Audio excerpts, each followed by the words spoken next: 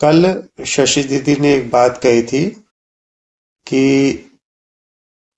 स्वयं को मिटाना आसान है, बजाय सबको एक मानना। तो आज मैं इन दोनों के बारे में आप सभी को बतलाता हूं कि कौन सी विधि किस हिसाब से कार्य करती है। हम जानते हैं कि मुख्यतः 4 प्रकार की विधि है: तप, भक्ति, ध्यान और ज्ञान। इसमें से 2 प्रकार की विधि, तप और भक्ति, यह विधि है बिखराव की स्थिति, स्वयं को मिटाने की स्थिति या मिटाने का तरीका। और ध्यान और ज्ञान, यह संलयन की, संकुचन की प्रक्रिया है, जिसमें सब कुछ केवल मैं हूं और सिवा मेरे या सिवा परमात्मा के कुछ भी नहीं है। इन दोनों स्थितियों के द्वारा या तो फैलाव हो, इस स्थिति पर पहुंच जाए, स्थिति पर फैल जाए कि स्वयं के अस्तित्व का बोध पूर्णतया समाप्त हो जाए, या फिर सबको स्वयं में समाहित करना। अब हम इन चारों विधियों के बारे में विस्तार से समझने का प्रयास करेंगे। इसमें प्रथम मार्ग है तप मार्ग। तप मार्ग में इस शरीर को पूर्णतया तपाना होता है। जैसे कि नाम से ही हमें समझ आता है, तप, तप यानी तपाना। शरीर को इस कदर पत्थर बना देना ताकि कोई भी भावनाएं उसके अंदर से प्रकट ही ना हो। हम सुनते आए हैं कि कई ऋषि मुनि हिमालय पर जाकर सारे वस्त्र त्याग कर घनघोर तप करते हैं। उसमें हो क्या रहा है? शुरू में उनको ठंड का एहसास होता है, लेकिन धीरे धीरे उसने उस ठंड के एहसास को पूर्णतः समाप्त कर दिया। भूख के एहसास को पूर्णतः समाप्त कर दिया। जैसे कि एक पत्थर होता है, स्वयं के अस्तित्व को पूर्णतः नकार दिया। चाहे हिमालय में करे, चाहे जंगल में करे, पूर्णतः किसी भी परिस्थिति में वहां पे शरीर के उपभोग को कम से कम करने का प्रयास होता है। कम से कम, यदि वस्त्रों की आवश्यकता नहीं है तो वस्त्रों का भी त्याग, अन्न जल की आवश्यकता नहीं है उसका भी त्याग। तो ये तप मार्ग जो कि हमें दिखलाई देता है स्वयं को मिटाने का आसान तरीका, वास्तव में ऐसा तो है नहीं। हम उपवास रहते हैं, चाहे वो नवरात्रि हो, जन्माष्टमी हो या कोई भी, वो भी तप मार्ग का ही एक तरीका है, लेकिन वो काफी छोटे स्तर पे है। उसमें बहुत सारी छूट होती है कि हम शाम का भोजन कर सकते हैं, शाम को फलाहार कर सकते हैं। धीरे धीरे इसमें भी कई हम देखते हैं कि कई ऐसे ज्योत जलाते हैं अपने शरीर के ऊपर करवट भी नहीं लेते, अन्न जल भी लगभग उनका कम हो जाता है। ये सारी हठ क्रियाएं ये भी पूर्ण तप मार्ग पे ही आती है, स्वयं को पूर्णतः मिटाने का कार्य।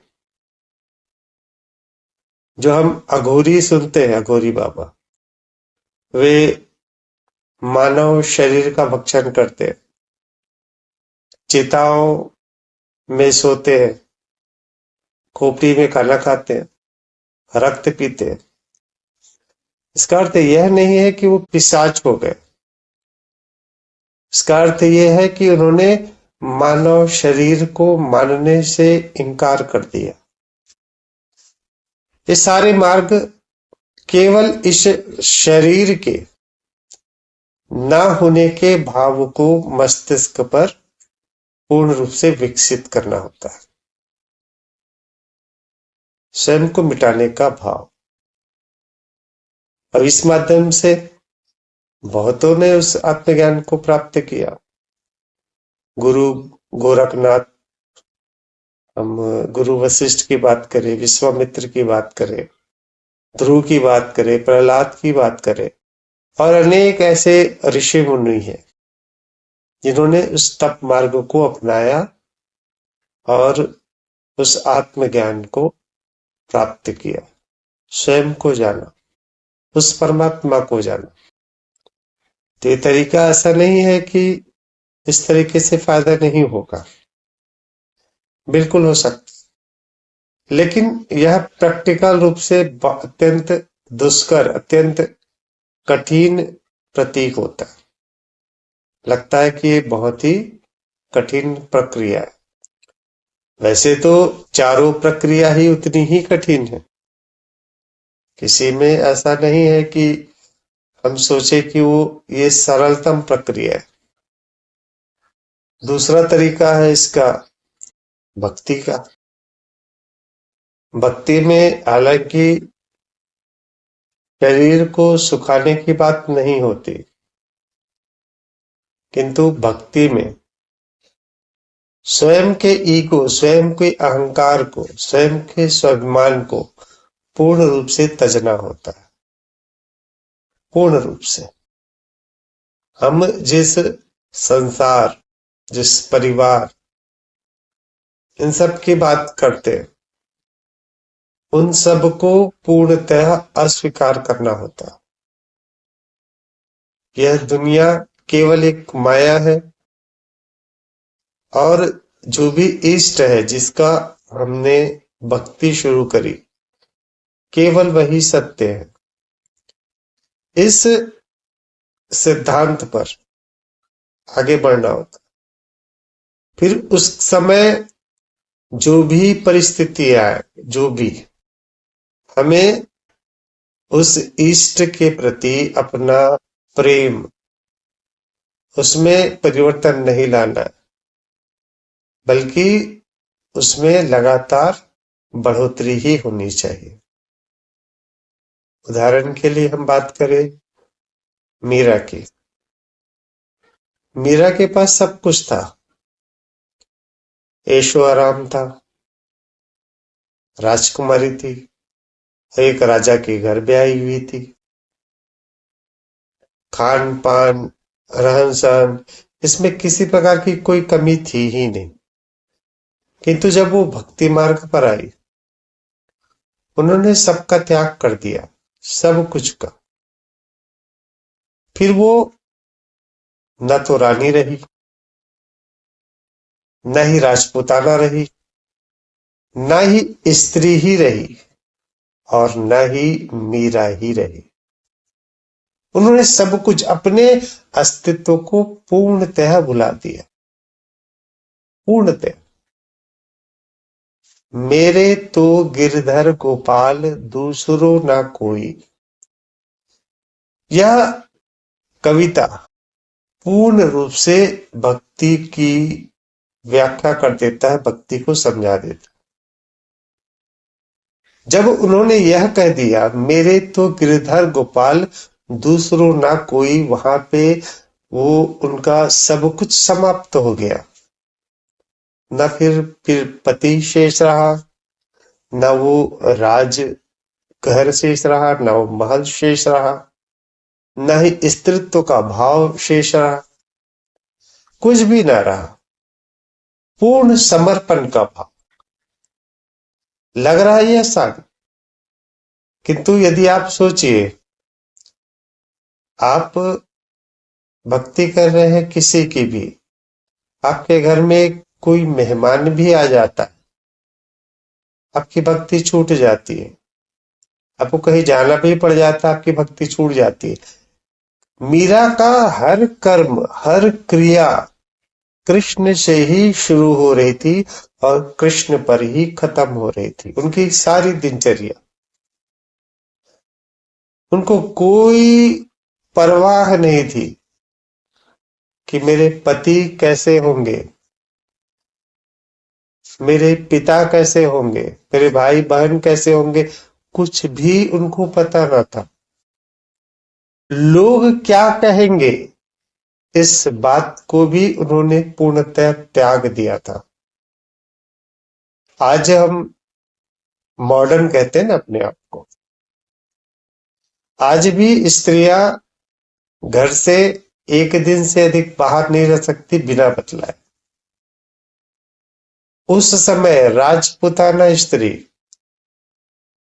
कई कई दिन निकल पड़ती थी कि वे वस्त्र धारण करके भजन गाते हुए निकल जाती थी। कहाँ पे है, कहाँ पे क्या है, कुछ भी पता नहीं, किसी को भी नहीं पता।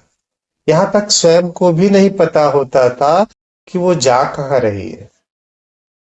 गली गली घर घर घूम रही है, मेरे तो गिरधर गोपाल। जहां गए केवल कृष्ण की ही बातें कर रहे हैं। कहीं भी सो रहे हैं, कहीं भी खा रहे हैं, कहीं भी पी रहे हैं, कुछ पता, कुछ होश ही नहीं है। पूर्णतः बेहोश हो जाना। मस्ती अवश्य, आनंद अवश्य, लेकिन होश पूर्णतः समाप्त। तुलसीदास अपने पत्नी से अत्यंत प्रेम करते थे, उनके बगैर वो कुछ पल नहीं रह पाते थे। लेकिन जब भक्ति उनके अंदर जागृत हुई, सर्वप्रथम उन्होंने घर का त्याग कर दिया और गंगा नदी किनारे केवल राम धुन पर अपना जीवन न्यौछावर कर दिए।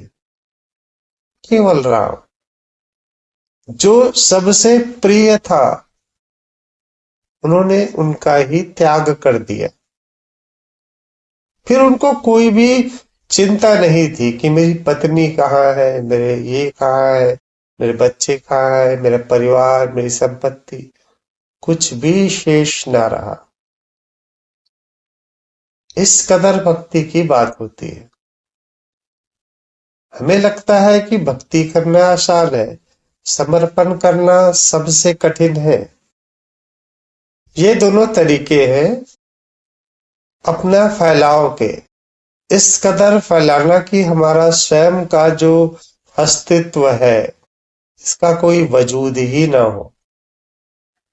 मैं का भाव पूर्णतः समाप्त, अहंकार समाप्त, आपका स्वाभिमान समाप्त, धन संपत्ति, मोह माया, सब कुछ पूर्णतः तज देना अपने इष्ट के लिए, और उसकी भक्ति में पूर्णतः रत हो जाना।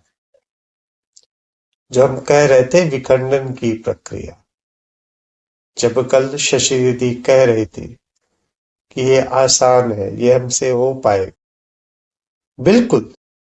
इस चारों चीजें मनुष्य के द्वारा ही खोजी गई है।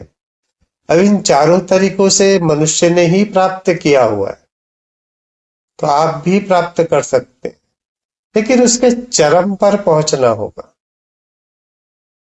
यदि तप करना है तो शरीर को इतना सुखा दीजिए कि शरीर का बोध ही समाप्त हो जाए, एक पत्थर की भांति हो जाए। ये शरीर है या नहीं है, इसका भी अनुभव समाप्त हो जाए। और भक्ति करना है तो स्वयं को पूर्णतः भुलाना होगा कि मेरे बच्चे का क्या हो रहा है, कि टिफिन बनाना है कि नहीं बनाना है, कि इसका ऐसा करना है, कोई मेहमान है नहीं मेहमान, सब कुछ भूल जाना है। पूर्ण समर्पण। और उस समर्पण को इतना फैला देना, इतना फैला देना है समर्पण को कि मैं का भाव पूर्णतः समाप्त हो जाए। वो आने दो, ये ऐसा हुआ, आने दो, मेरा भी भजन का समय है, मैं भजन ही करूंगी। सारा चित्त उस पर ले आना, स्वयं के अस्तित्व को भुला देना, मैं के अस्तित्व को पूर्णतः भुला देना। तीसरा तरीका है ध्यान का। ध्यान के माध्यम से चित्त को पूर्णतः एकाग्र कर देना, एक जगह, किसी एक बिंदु पर।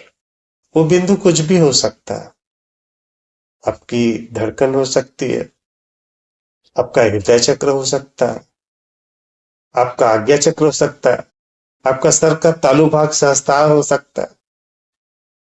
चित्त को जो बिखराव है, बिखरा हुआ है, उस चित्त को एक जगह पर स्थिर कर देना। यह है संलयन की प्रक्रिया, संकुचन की प्रक्रिया। और सब कुछ, सारा का सारा चित्त केवल उस बिंदु पर ही केंद्रित हो जाए। तो अलग अलग जो बिखराव है, बिखरा हुआ है, या संसार या ब्रह्मांड, सब कुछ वहीं पे स्थापित कर देना,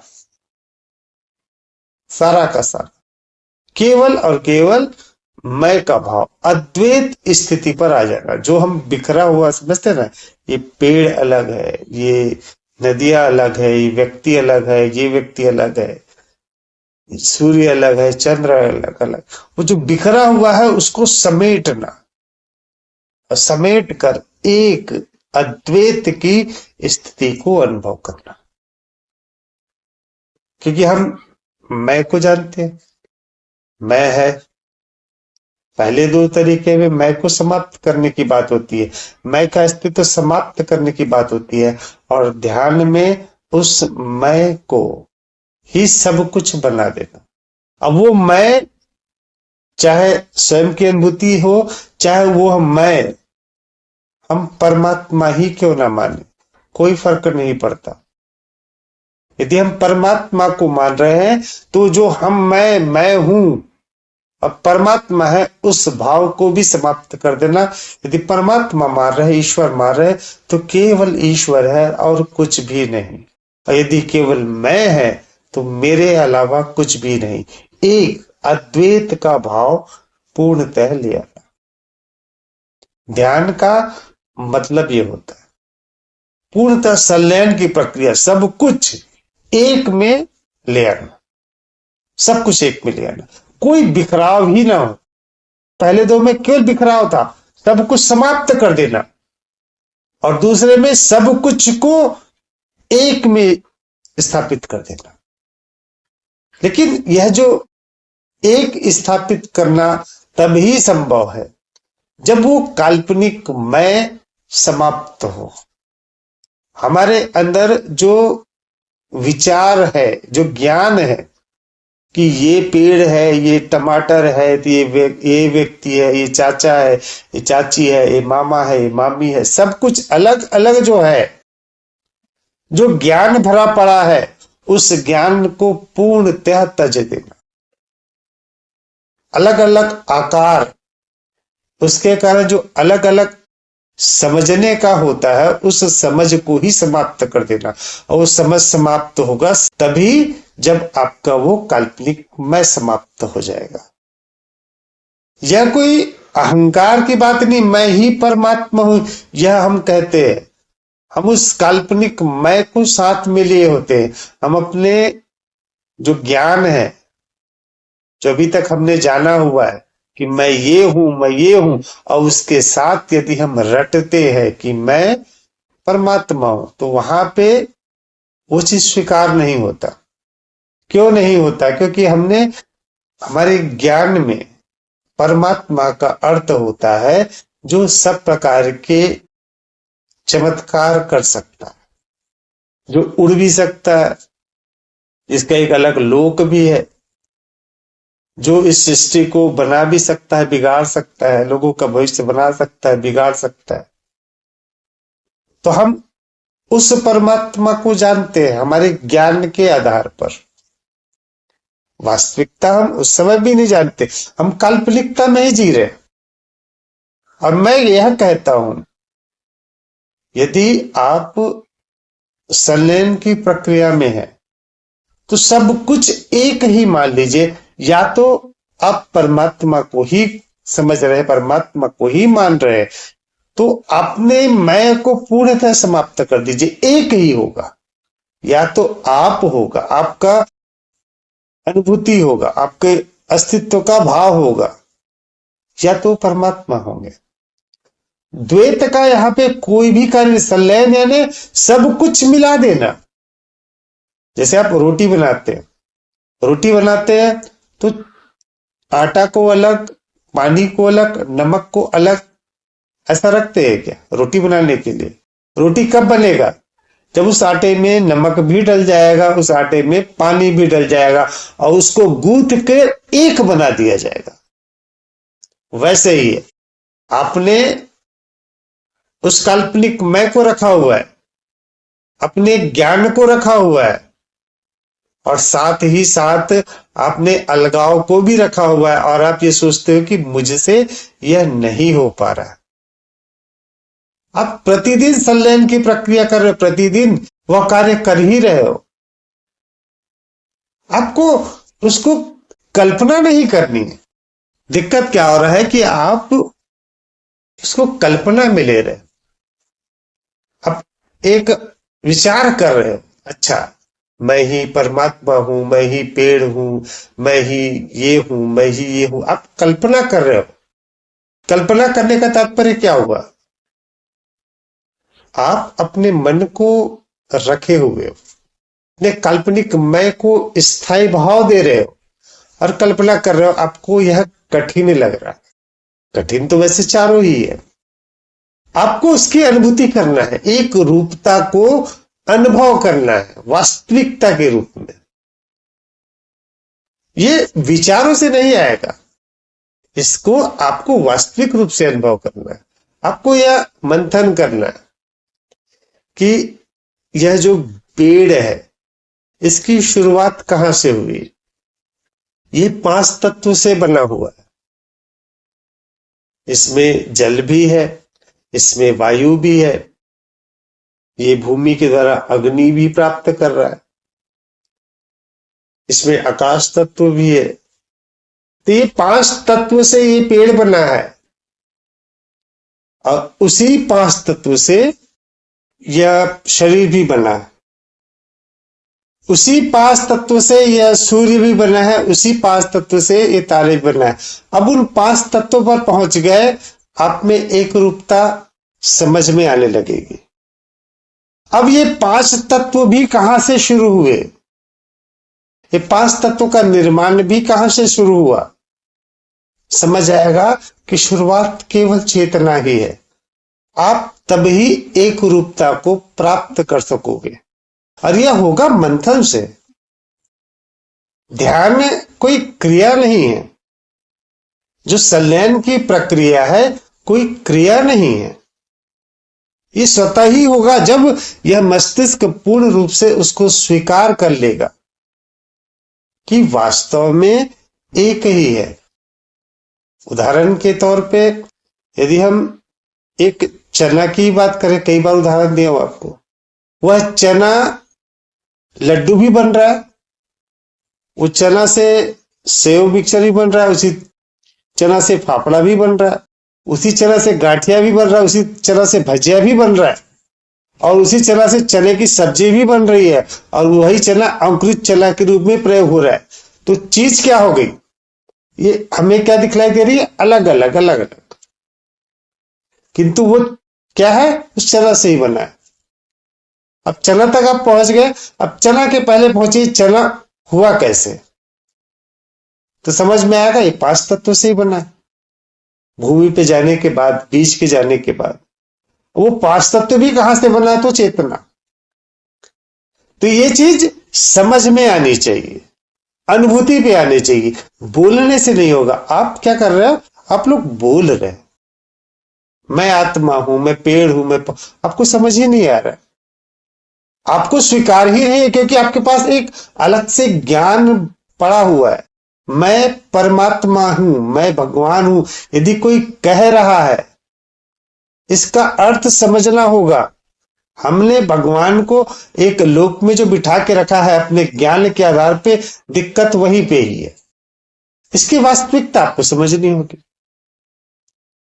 और ध्यान के माध्यम से यह प्रक्रिया होती है। ध्यान थियोरेटिकली मुंह जबानी नहीं होता, बिल्कुल भी नहीं होता। इसको हर एक चीज को समझना होगा। मैं बार बार आप लोग को मंथन के लिए इसीलिए ही कहता हूं। बाकी दोनों प्रक्रिया में आपका संसार आपसे छूट जा रहा है, इस प्रक्रिया में आपका संसार नहीं छूटेगा। लेकिन जो अलगाव की स्थिति है, अलग अलग होने का भाव, वह भाव ही समाप्त हो जाएगा। एक सम का भाव आपके पास आ जाएगा, एक होने का भाव। जब यह भाव पूर्णतः समझ में आएगा, तब आप संलयन की प्रक्रिया को समझ पाओगे। और चौथा है ज्ञान। यह मार्ग सबसे कठिन है, सबसे कठिन। क्यों कठिन है? यहां पे हम ज्ञान ले लेते हैं, अनुभूति का प्रयास ही नहीं करते। इसने बता दिया, आपने स्वीकार कर लिया, इसने बता दिया, आपने स्वीकार कर लिया, इसने बता दिया, आपने स्वीकार कर लिया। आप राजा जनक को ही नहीं ना। राजा जनक को केवल 3-4 श्लोक में ही पूरी अनुभूति हो गई थी, केवल 3-4 श्लोक में पूरी की पूरी अनुभूति। और आपके पास तो बचपन से सुनते आए हो आप लोग। उसकी सत्यता को समझने का और उससे वास्तविकता को समझने का कभी आपने प्रयत्न ही नहीं किया, सदैव से। ज्ञान मार्ग सबसे सरल अवश्य दिखलाई देता है, लेकिन इससे प्राप्त कुछ नहीं होता। लाखों के लाखों लोग सुनने जाते हैं, अलग अलग ये सत्संग कर रहे हैं, ये मार्ग सुन रहे हैं, ये मार्ग सुन रहे हैं। क्या फर्क पड़ रहा है? क्योंकि इस पे कोई क्रिया करना ही नहीं चाहता। उनको आप सबको, सबका ज्ञान आपको स्वीकार हो जाता है। इसने कहा ठीक, बहुत बढ़िया, इसने कहा बहुत बढ़िया, इसने कहा बहुत बढ़िया। अनुभूति की तरफ कोई जाना ही नहीं चाहता, कोई इस बारे में मंथन करना ही नहीं चाहता। और यदि मंथन करे तो क्या प्राप्त होगा? केवल और केवल चेतना और कुछ भी नहीं। और ये अनुभूति से आएगा। ज्ञान एक मार्ग है, ध्यान एक मार्ग है, तप एक मार्ग है, भक्ति एक मार्ग है। ये हमारी मंजिल नहीं है। और हम ज्ञान को सुन के मंजिल को पा लेते हैं। कोई कहेगा कि यहाँ पे जल चढ़ाओ, आपका हो जाएगा भला, बस पर्याप्त हो गया। ठीक है, जल चढ़ा देते। इस जल चढ़ाने से क्या घटित हो रही है, हम कभी बात ही नहीं करते, कभी सोचते ही नहीं है। और यदि सोचते, हमें समझ आता कि इससे क्या हो रहा है या क्या नहीं हो रहा है। कोई और कुछ कर दिया, हम स्वीकार कर लेते हैं। किसी ने और कुछ बोल दिया, हम स्वीकार कर लेते हैं। तो ज्ञान मार्ग दिखता सबसे आसान है, सबसे कठिन है, असंभव है, असंभव है, पूर्णतः असंभव। बिरले ही इससे पार होते। एक नाम राजा जनक का, बाकी सभी जितने भी है वे पार हुए हैं क्रियाओं से। एक राजा जनक थे और एक थे अर्जुन। अर्जुन भी ज्ञान के आधार पर। लेकिन आप अर्जुन को देखिए, श्री कृष्ण ने एक बात बतलाई, एक प्रश्न अर्जुन ने किया, फिर एक बात बतलाई, एक प्रश्न अर्जुन ने किया। वो लगातार, और अर्जुन का मंथन चल रहा था लगातार। हर एक बात पे एक नई बात, एक बात पे नई बात। वो आप करते हैं क्या? आप अनुभूतियों पे तभी आप पहुंचोगे जब आप मंथन करोगे उस ज्ञान को। तो इसके उदाहरण ज्ञान के आधार पर उस सत्य को प्राप्त करने का उदाहरण बहुत कम ही मिलेगा। राजा जनक, अर्जुन, नचिकेता, उन्होंने भी ज्ञान के आधार पर उसको प्राप्त किया। बहुत कम ही उदाहरण मिलेंगे। तप मार्ग आपको बहुत मिलेंगे, भक्ति के लिए आपको बहुत मिल जाएंगे, और ध्यान के लिए तो आजकल बहुत सारे योगा क्लास खुले हुए हैं। हर कोई बोलेगा कि मैं तो ये कर रहा हूं, मैं वो कर रहा हूं। हालांकि किस स्तर पर है इस बारे में बात करना उचित नहीं है, किंतु वो भी मिलेंगे। लेकिन ज्ञान के आधार पे, ज्ञान बहुत चल रहा है, ऐसा नहीं, बहुत ज्यादा। हर कोई ज्ञान देने को तत्पर है और लोग ज्ञान लेने को भी तत्पर है, लेकिन उसका परिणाम दुष्कर है। अगर हम ज्ञान को पूर्णतः समझ गए, स्वीकार कर लिए अनुभूतियों के द्वारा, तब भी हम मैं केवल एक चेतना हूं उस स्तर पर पहुंच सकते हैं। तो ये 4 अलग अलग क्रियाएं हैं। 2 क्रियाएं हैं विस्तार की, फैलाव की, जिसमें स्वयं के अस्तित्व को समाप्त कर देना, और बाकी जो तरीका है ध्यान और ज्ञान, इसमें सब कुछ संकुचन करके एक जगह पर मैं चेतना हूं उस स्तर पर आ जाना। लेकिन चारों चीजों में, इन चारों में आपका काल्पनिक मैं पूर्णतः समाप्त होना चाहिए। आपका जो कथोकथित ज्ञान है, आपका जो मन है, वह पूर्णतः समाप्त होना चाहिए। एक प्रक्रिया होगी, या तो पूर्णतः आपका फैलाव हो जाएगा, बिखराव हो जाएगा, या पूर्णतः संकुचन हो जाएगा। और दोनों ही सूरत में आप शून्य हो जाओगे, पूर्णतः परम शून्यता की स्थिति, जहां कुछ भी शेष ना होगा, जहां न अशांति होगी, न दुख होगा, न कोई विचार होगा, न क्रोध होगा, न ईर्ष्या द्वेष, कुछ भी ना होगा। और जहां कुछ ना होगा वहां केवल शांति ही तो होती है। शांति प्रकृति का गुण है, कुछ ना होना ही शांति है। जहां कुछ भी ना हो, केवल शांति होगा, और शांति में ही आनंद। इसमें कोई प्रश्न है आपका? भैया ये बताइए, आप बचपन से ही ऐसे थे, तो आपके अंदर ऐसी कौन सी विशेषता थी जो हमारे अंदर नहीं हुई? आपको क्यों मिली, हमें क्यों नहीं मिली? ये कोई विशेष कार्य नहीं था। जैसे हम सुनते आए हैं कि उनका जो पूर्व जन्म का कर्म था, उस कारण ऐसा हुआ। सबके अंदर वो बात होती है, सबके अंदर एक जिज्ञासा अवश्य होती है, सबके अंदर। जब कोई बच्चा होता है छोटा सा, तो उसके अंदर हजारों प्रश्न आपको मिलेंगे। ये क्या है, ये कैसा है, ये क्या है, ये कैसा है, हजारों प्रश्न। और उनके माता पिता उन प्रश्नों से परेशान हो जाते हैं। तो वो जिज्ञासा तो हर किसी में होती है, लेकिन उन जिज्ञासा को शांत कर दिया जाता है, या तो डांट कर, या किसी और भुलावे में डालकर। तो धीरे धीरे बच्चा उन परिस्थितियों के अनुसार ढलने लगता है। जैसे मैं वहां पे गांव पे था, उस समय टीवी वगैरह बहुत अधिक नहीं था, मनोरंजन का कोई खास साधन नहीं था। या तो बच्चे खेल कूद करें, या फिर वो जो है कहानी, किस्से कहानियां वगैरह सुनाए। तो बच्चों में किस्से कहानियों का बहुत इंटरेस्ट होता है कि किस्से कहानियां वगैरह, दादा दादी कहानी सुनाए, वो सुनाए। तो वहां पे हो क्या रहा था, अब सारे बच्चों को इंटरेस्ट हो गया कहानियों में, और वहां पे क्या सुनाई जा रही थी, कहानियां। वो कहानियां सुनाई जा रही है तो हम वहां पे बैठ गए सुनने के लिए, और सुनते सुनते रस आने लगा। तो ये क्या हुआ? ये कोई चमत्कार नहीं हुआ। अब यही सपोज आपकी परवरिश हुई दिल्ली में,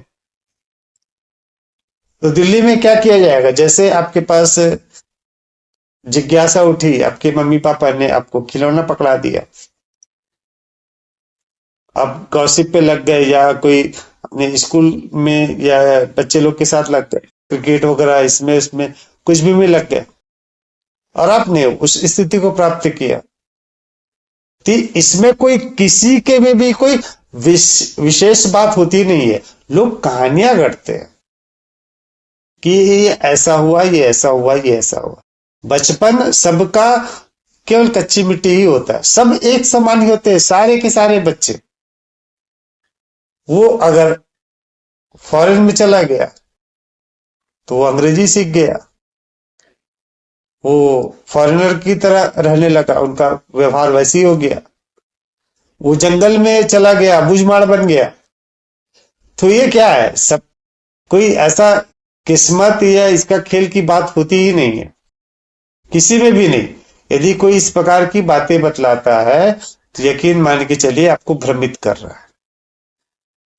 अगर मेरे अंदर वो जिज्ञासा थी, अगर गांव में वैसा नहीं होता, वहां पे ऐसा प्रोग्राम, मैं किसी शहर में होता, तो मेरे पास ऑप्शन बहुत ज्यादा होते, तो हो सकता है कि मैं नहीं भैया, गांव में आपके जैसे बहुत सारे बच्चे होंगे ना। बस मेरा यही तो क्वेश्चन है, गांव में तो बहुत सारे बच्चे होंगे, उनमें सारे तो आप जैसे नहीं बने, मतलब आपकी तरह आगे नहीं इस फील्ड में।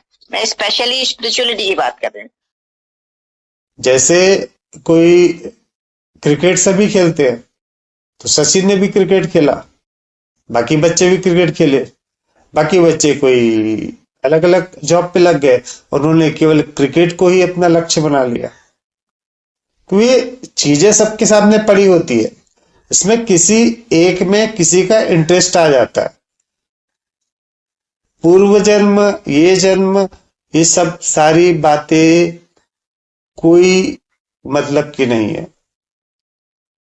आप जब ध्यान के स्तर पर आगे आएंगे तब यह जान पाएंगे ये आपका पहला जन्म है और ये आपका अंतिम जन्म है।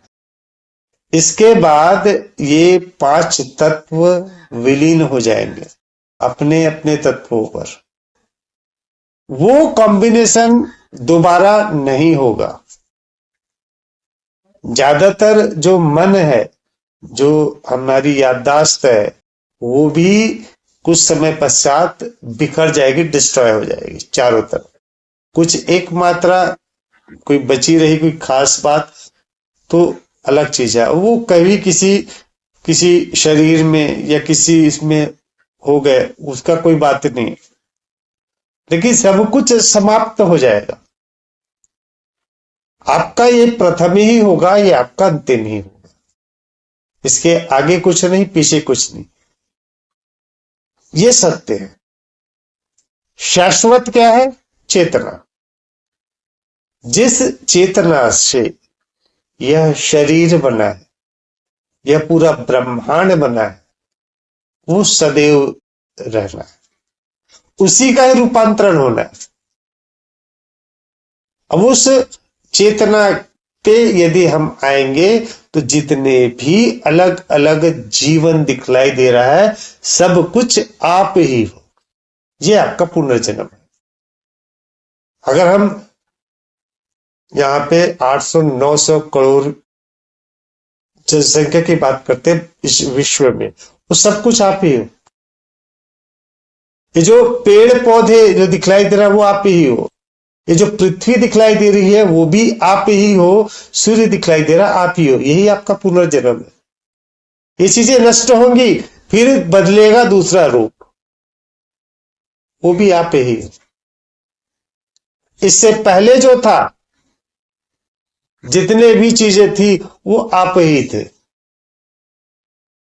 अगर पुनर्जन्म को समझना है तो इस प्रकार से समझिए, ये रूपांतरण हो गया। जैसे एक सोना हुआ, सोना, ये सोना कहीं से लिया, सोने का बिस्किट, उसका आपने बना दिया बाली।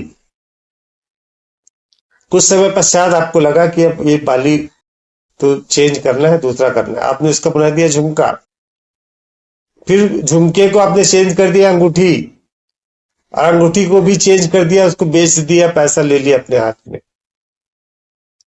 तो ये क्या हुआ? रूपांतरण हो गया, चीज वही है, रूपांतरण हो गया। ये कभी बाली हो गया, कभी झुमका हो गया, और आपने इसके दो टुकड़े कर दिए, दो अलग अलग बना दिए, दो अलग अलग, एक को झुमका बना दिया, एक को बाली बना दिया, दोनों सोना ही हुआ ना। पुनर्जन्म, इसे हम पुनर्जन्म को भी, अब इतने सारे हमारे पास विचार है, इतनी सारी भ्रांतियां है, जिसको हम कभी परख ही नहीं सकते, हमको स्वीकार ही करना पड़ता है। यही तो जो ज्ञान मार्ग है उसकी खराबी यही तो है।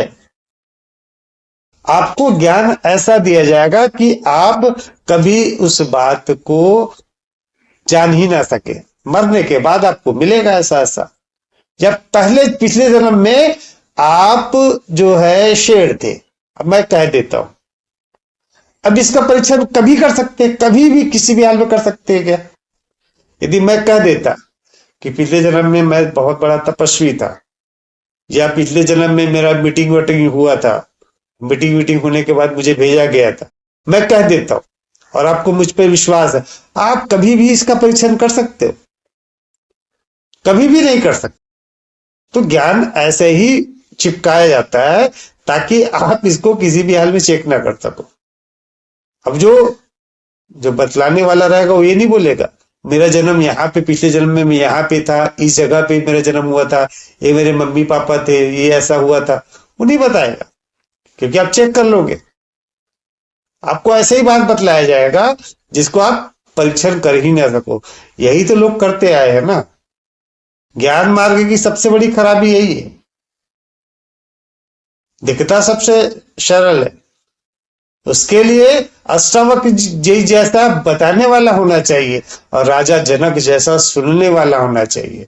उसके लिए श्री कृष्ण जैसा बताने वाला होना चाहिए, और अर्जुन जैसे सुनने वाले भी होने चाहिए, तब ज्ञान मार्ग का महत्व होगा। अन्यथा बाकी तीनों मार्ग है, और तीनों मार्ग का मैंने आपको विस्तार से वर्णन कर दिया। लेकिन इन चारों में आपका यह काल्पनिक मैं समाप्त होना पूर्ण आवश्यक है, पूर्ण आवश्यक। अगर इस काल्पनिक मैं को आप समाप्त कर सकते हो, तभी आप इनको प्राप्त करोगे।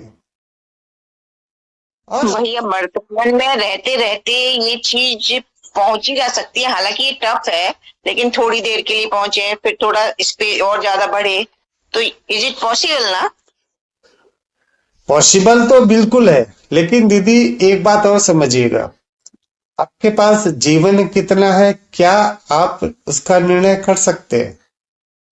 हमारे साथ दिक्कत यही है कि यह परिवर्तनशील है, अगला पल हमारे पास है या नहीं है हमें नहीं पता। चाहे हमारी उम्र 30 साल की क्यों ना हो, चाहे हमारी उम्र 50 साल की क्यों ना हो, तो हमारे पास आज अभी इस वक्त का समय ही है और कोई समय ही नहीं है। तो धीरे धीरे आप किस हिसाब से सोच पाएंगे? एक बार जब पांडव अपना राज्य जीत लिए थे, और जीतने के बाद सब दान वगैरह किए थे, और दान वान करने के बाद युधिष्ठिर अपने कार्य में व्यस्त हो गए थे, राजकाज के कार्य में, अपने महल में थे वो। तभी एक भिक्षुक आया, और भिक्षुक आके वहां पे द्वारपाल को बोला कि मुझे भिक्षा चाहिए। तो युधिष्ठिर तो अपने कार्य में व्यस्त थे, एकदम थक भी गए थे और कुछ इंपॉर्टेंट काम कर रहे थे। वो बोले कि उसको बोल दो कल आए के वो। ये बात भीम ने सुन ली, और सुन ली तो एकदम खुश हो गए, और खुशी के मारे वो ढोल बाजा सब बजाने लगे, घंटा घड़ियाल सब कुछ बजा के नाचने लगे। अब युधिष्ठिर को समझ नहीं आया क्या हो गया, भीम क्यों नाच रहे? बोले हमने तो आज सबसे बड़ी जीत हासिल कर ली। बोले जीत? ठीक है, हमने गौरव से जीत हासिल किया, इसमें अभी क्यों खुश हो रहे? बोले नहीं नहीं नहीं, वो तो छोटी जीत थी, हमने तो इतने बड़ी जीत, हमने काल पर विजय प्राप्त कर ली। काल पर विजय कैसे? बोले आपने कहा ना कि कल आना, मतलब आपको यह पता है कि कल आप जीवित रहोगे, मतलब काल पे आपने विजय प्राप्त कर ली, इससे बड़ी खुशी की बात और क्या होगी? युधिष्ठिर लज्जित हो गए, तुरंत फिर उस भिक्षु को बुलवाया और उसे यथोचित दान दिया। तो ये सोचते हैं ना धीरे धीरे प्राप्त कर लेंगे, धीरे धीरे कब?